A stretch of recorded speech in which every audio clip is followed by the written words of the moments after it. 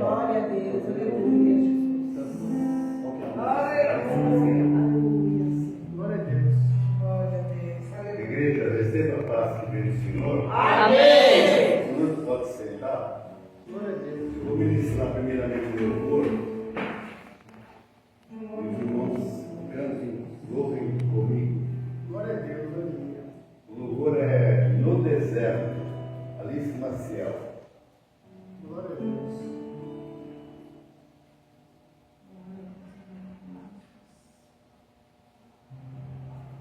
Aleluia. Cantado, né? É cantado. No deserto. Glória a Deus, aleluia, Senhor.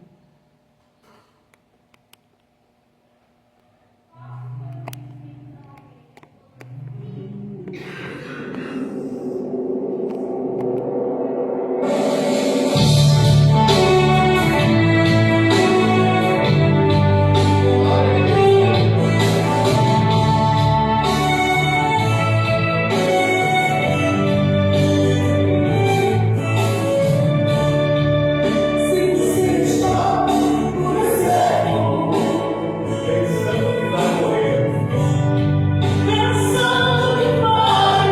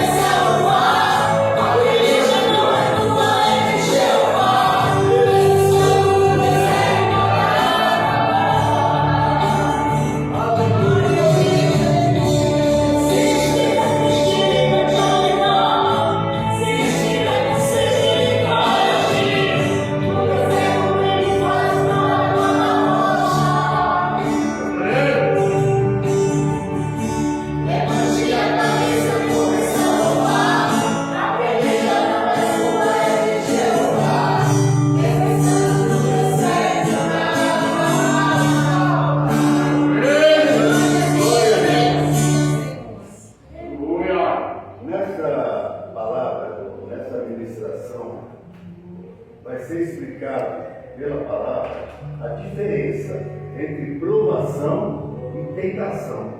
São algo diferente. Nós vamos aprender também nessa ministração que o maior exemplo, Jesus, foi para o deserto, passou pela provação, que é o deserto, e a tentação por inimigo. E ele usou a palavra para se defender, para expulsar, para ganhar a disputa com o inimigo. Nós vamos começar no livro de Deuteronômio, capítulo 8. O livro de Deuteronômio, igreja, ele é o quinto livro do Pentateuco. Esse nome Deuteronômio significa repetição da lei. A lei, a lei é cerca de 600 leis, que está no terceiro livro de Levítico. O livro de Deuteronômio repete essas leis. Ele repete. Então, o nome Deuteronômio significa repetição da lei, que é o quinto livro do Pentateuco, escrito por Moisés. Mas escreveu o Pentateuco, ele teve alguns salmos. O livro de Deuteronômio, no capítulo 8, o versículo 2, fala o seguinte: e te lembrarás de todo o caminho pelo qual o Senhor teu Deus te guiou. Espera um pouquinho que eu vou explicar algo aqui. No capítulo 5 de Deuteronômio, o povo de Israel se reúne e pede para Moisés repetir a lei. Fala tudo o que ele falou no livro de Levítico. Então ele começa a discursar, a fazer uma ministração da palavra para a nação de Israel, no capítulo 5. Então aqui é Moisés falando para a nação de Israel. Nós estamos no capítulo 8, ele começou no capítulo 5. Então aqui no capítulo 8, versículo 2, ele fala: e te lembrarás de todo o caminho pelo qual o Senhor teu Deus te guiou no deserto. Então, inicialmente, claramente, Moisés está dizendo que quando nós estivermos no deserto, ou estamos no deserto, não é o diabo que nos colocou lá. Moisés falou: Deus te guiou para o deserto. Então é Deus que nos guia para o deserto. Depois continua dizendo, vai falar o motivo, um dos motivos, aqui específico. Deus te guiou no deserto esses 40 anos para te humilhar, te tentar e para saber o que estava no teu coração, se guardarias os mandamentos ou não. Olha a clareza. Ele está dizendo: Deus te deixou no deserto, vocês, nação de Israel, no passado e para nós hoje, para identificar, para saber o que nós temos no nosso coração. Na Bíblia, o coração é a nossa mente, aquilo que nós pensamos. Ele está falando ainda daqui, Moisés, se guardarias os mandamentos ou não. Então, estar no deserto é uma provação que tem 5 razões, pelo menos básicas, para exercitar a nossa fé, para saber o que nós pensamos em relação a Deus, que tem no nosso coração espiritual, para nós termos intimidade com Ele, para na situação que estivermos, nós reconhecemos que nós dependemos dele para tudo. Então o deserto é para exercitar a fé também. Então são essas coisas que nós somos levados para o deserto. Como quando eu estou fazendo uma palestra ensinando sobre a vida, que eu faço há 25 anos, eu divido a nossa vida em 11. Olha que interessante. Quando eu citar os 11 aqui para vocês vão identificar que alguns dos 11 vocês estão nesse momento no deserto. Então eu vou explicar como sair do deserto. Quem colocou o deserto? 11 áreas da vida. A primeira área da nossa vida é a vida afetiva. A segunda é o que nós fazemos para adquirir conhecimento. A terceira é o nosso cuidado pessoal, é o banho, a aparência, a roupa que nós usamos. A quarta é o tempo que nós dedicamos na vida para entretenimento, para ir no parque, no museu, fazer alguma coisa. Não é por ordem de importância, é ordem alfabética, porque quem ensina por ordem alfabética. A quinta é espiritual, que nós fazemos para buscar a Deus. Quanto tempo nós nos dedicamos para ler a Bíblia, para pregar, para evangelizar. A sexta área da nossa vida é a área familiar. Mesmo que o nosso familiar esteja distante, nós estamos nos comunicando com ele pela internet, estamos ligando, estamos tendo essa comunicação. A sétima, esquece da sétima quanto? A sétima é financeira. A sétima é financeira. A oitava é a profissional. O que nós fazemos na área profissional? Eu tenho muita atividade. A nona é a nossa postura como crente, como cristão, nas redes sociais. É a nona. A décima é a nossa saúde. É o altar da vida. Que também nós estamos no deserto, que mexe. E a última é a vida social. Quem são nossos amigos? Nós somos os amigos cristãos ou nós estamos sentados na mesa com os escarnecedores? Então são 11 áreas. Nessas 11 áreas, pode ser que alguma delas, financeira, afetiva, profissional, saúde, estejamos no deserto. Se nós estivermos no deserto em uma das 11 áreas, quem nos colocou foi Deus. Primeiramente, aqui nesse versículo, ele colocou, aqui diz, para saber o que estava no nosso coração. Nós estamos nesse deserto, buscando mais intimidade com Deus, nós estamos lendo mais a Bíblia, nós estamos exercitando nossa fé, nós estamos reconhecendo que somos dependentes dele. Então Deus, ele nos coloca no deserto por esse motivo. Para saber o que nós temos na mente, que nós pensamos, o que domina a predominância dos nossos pensamentos. Aqui mesmo no Deuteronômio, eu vou ler mais 2 versículos. E depois lá na frente vocês vão perceber, eu vou ler, agora é engraçado, quando Jesus gladiar com o inimigo, ele vai citar 3 passagens da Bíblia, Jesus. E as 3 estão no Deuteronômio, que nós vamos ler. Olha aqui no Deuteronômio, vamos ler primeiramente o capítulo 1, no versículo 31. Deuteronômio, capítulo 1, versículo 31. Aqui, Moisés vai falar que Deus, ele nos coloca no deserto, mas ele cuida de nós como um pai cuida de uma criança pequena. Amém, Jesus. Diz assim, ó, Deuteronômio, capítulo 1, versículo 31. Como também, Glória a Deus. no deserto, onde viste que o Senhor teu Deus nele te levou, como um homem leva seu filho por todo o caminho que andaste até chegasse a esse lugar. Olha, aqui de novo dizendo a mesma coisa, olha, como também no deserto onde viste que o Senhor teu Deus nele te levou. Está dizendo na palavra que o Senhor Deus levou vocês, me levou para o deserto das 11 áreas. Não foi o diabo que levou, foi Deus que levou. Está dizendo aqui. A gente tem que perder essa mania, esse hábito gravíssimo de estar crédito para o inimigo. O inimigo é derrotado. Quando Jesus morreu na cruz, eu vou ler esse tempo, essa passagem, o inimigo é derrotado. Então está dizendo que no deserto que nós estamos, e algumas das 11 áreas da vida, pode ser financeira, afetiva, familiar, saúde, aqui fala assim, ó, como também no deserto que viste que o Senhor, teu Deus, nele te levou. Lá falando no 2, aqui está falando de novo. Não fala que é diabo que manda ninguém no deserto. Não está falando aqui. Depois eu vou falar o que o diabo faz. Vamos falar de tentação. Capítulo 2, versículo 7. Deuteronômio. Capítulo 2, versículo 7. Pois o Senhor teu Deus te abençoou em toda a obra das tuas mãos. Ele sabe que andas por esse grande deserto. Ele sabe que ele colocou você nesse deserto. Ele que me colocou no deserto, em algumas áreas. Então ele sabe. Se ele sabe, ele vai fazer alguma coisa. Ele vai cuidar da gente. Porque ele falou que ele cuida de nós como o pai cuida do filho. Então ele sabe. Então, antes de chorar, fala, mas Deus não está me vendo. Ele sabe que andas no deserto de uma área da vida. Ele sabe, irmão. Tá certo? Agora é o seguinte. Vamos para Isaías, capítulo 43, versículo 19. Isaías, capítulo 43, versículo 19. Se alguém for achar o livro de Isaías, abre em Salmos, passa Provérbios, Eclesiastes, Cantares, daí vem Isaías, o profeta que escreveu, que é o profeta messiânico, escreveu 66 capítulos do livro. Isaías 43 fala a provisão que Deus faz quando estamos no deserto. Isaías 43, versículo 19. Eis que farei uma coisa nova.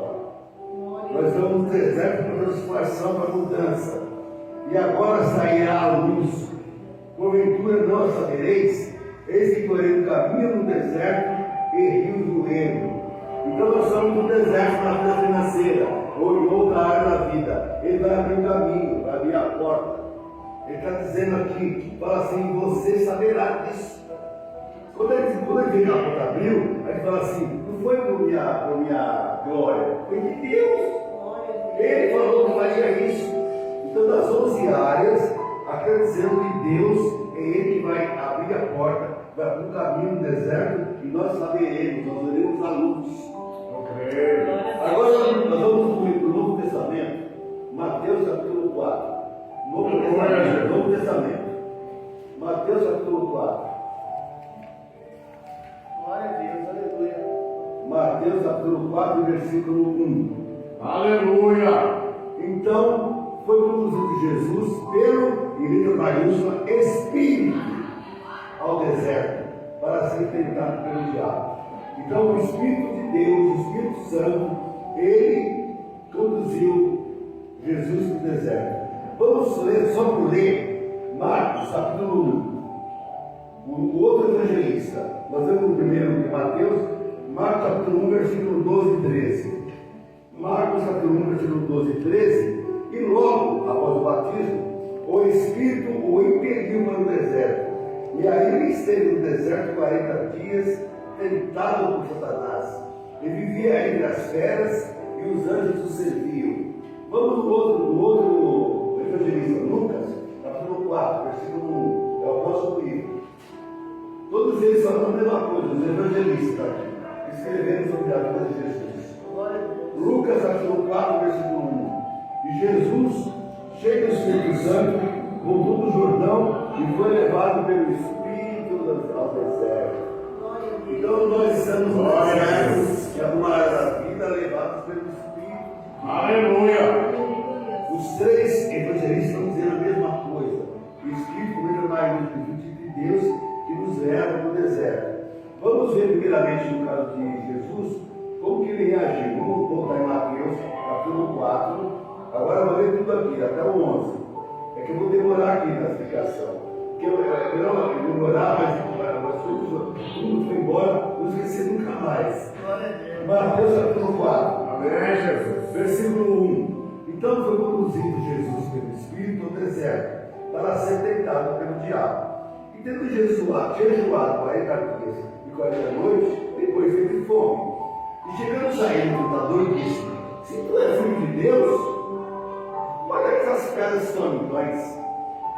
Olha que interessante como eu vou falar para a igreja. Os versículos que antecedem, por exemplo, capítulo 3, versículo 12, não, 17, Mateus 3, 17. E eis que uma voz do céu dizia: esse é meu filho amado, em que me comprazo, em que tenho prazer, em meu amado.